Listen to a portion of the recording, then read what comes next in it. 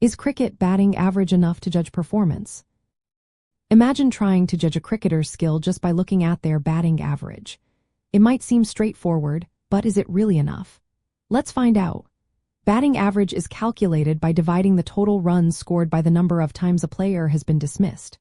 For example, if a batsman scores 2,000 runs and gets out 40 times, their average is 50 runs per dismissal.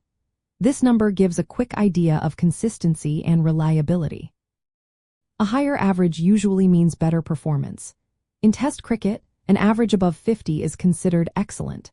Legendary players like Don Bradman had an average of 99.94, showing how dominant they were.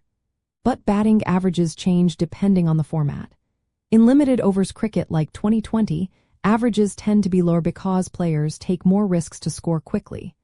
Despite its usefulness, batting average has some limits. It doesn't show how fast a player scores runs, which is vital in shorter formats. A player with a high average but slow strike rate might not be as useful in limited overs games. It also doesn't account for not-out innings properly. If a player remains unbeaten many times without scoring many runs, their average can look better than their actual performance. Plus, it ignores the strength of the opposition.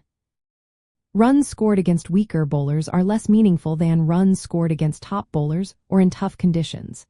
It also doesn't measure how consistent a player is across different matches. A batsman might have a few big innings but often fails, which can give a similar average to someone who scores steadily.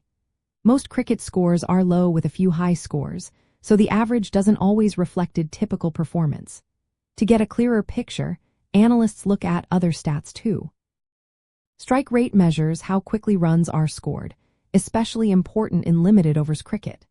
Consistency metrics like median scores or the percentage of innings above a certain number help see if a player is reliable. Contextual measures consider the quality of opposition and match situation.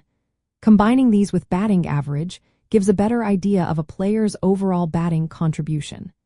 Coaches and analysts also look at technique, adaptability, and mental toughness.